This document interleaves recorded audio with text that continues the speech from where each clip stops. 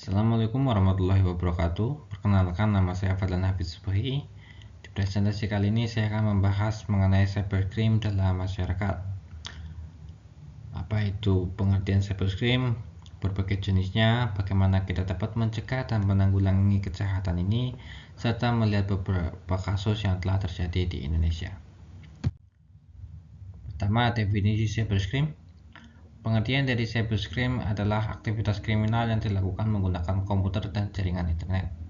Kejahatan ini tidak hanya mencakup pencurian data atau uang, tetapi juga meluas ke penyalahgunaan informasi pribadi, serangan cyber, dan banyak lagi. Lalu, apa pentingnya mengetahui cybercrime bagi kita semua? Dalam era digital, memahami cybercrime penting untuk melindungi diri dari ancaman yang terus berkembang dalam era digital ini. Lalu berikutnya, jenis-jenis cybercrime. Ada beberapa jenis cybercrime yang umum terjadi. Pertama, ada hacking, yaitu akses tidak sah ke dalam sistem komputer untuk mencuri data atau melakukan sabotase. Berikutnya ada phishing, penipuan melalui email atau situs palsu untuk mencuri informasi pribadi seperti kata sandi dan nomor kartu kredit. Selanjutnya ada malware, yaitu perangkat lunak berbahaya yang dirancang untuk merusak atau mengganggu sistem komputer.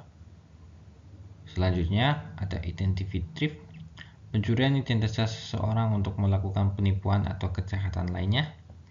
Dan yang terakhir ada cyberbullying, penindasan atau pelecehan melalui media sosial. Berikutnya ada tinjauan hukum cybercrime. Di Indonesia kita memiliki Undang-Undang ITE menjadi dasar hukum dalam penanganan cybercrime.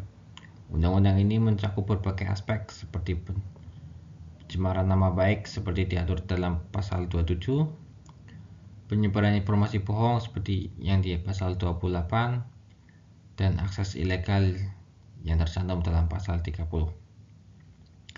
Penting bagi kita semua untuk memahami hukum ini agar kita bisa melindungi diri kita dan juga mengetahui hak-hak kita sebagai warga negara. Karena jika kita sampai melanggarnya akan ada sanksi hukum yang berat berupa penjara dan denda yang dikenakan bagi pelanggar. Selanjutnya ada upaya pencegahan cybercrime. Di sini saya memberikan 4 contoh pencegahan. Yang pertama ada edukasi, dengan meningkatkan kesadaran masyarakat tentang bahaya cybercrime dan cara melindungi diri. Selanjutnya ada keamanan sistem, menggunakan perangkat lunak keamanan dan memperbarui sistem secara rutin. Selanjutnya penggunaan password yang kuat, menggunakan kombinasi huruf, angka, simbol yang sulit ditebak.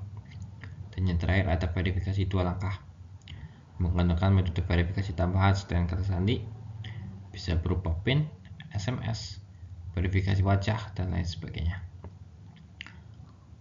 Lalu bagaimana cara menanggulangi cybercrime? Jika terjadi serangan, penting untuk tahu apa yang harus dilakukan. Langkah-langkah seperti melaporkan ke pihak berwenang, melakukan investigasi digital, dan bekerjasama dengan institusi di dalam dan di luar negeri sangat penting untuk menanggulangi kejahatan cyber. Dan berikut contoh kasus cybercrime di Indonesia. Mari kita lihat beberapa kasus nyata yang terjadi di Indonesia, seperti penerasan situs pemerintah yang terjadi pada tahun 2018. Beberapa situs pemerintah Indonesia diretas oleh kelompok hacker internasional. Lalu penipuan online yang terjadi pada 2020, sebuah sindikat penipuan online yang mengklaim menjual masker kesehatan secara online ditangkap oleh polisi. Penyebaran hoax di media sosial. Pada tahun 2021, beberapa universitas ditangkap karena menyebarkan berita bohong tentang vaksin COVID-19 melalui media sosial.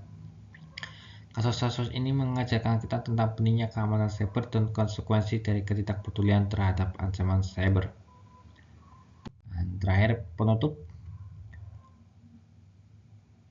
kita bisa menyimpulkan cybercrime adalah ancaman serius di era digital yang membutuhkan perhatian khusus dan kerjasama dari berbagai pihak untuk mencegah dan menanggulanginya. Dan mari bersama-sama meningkatkan kewaspadaan dan melindungi diri dari kejahatan dunia maya. Sekian dari saya. Wassalamualaikum warahmatullahi wabarakatuh.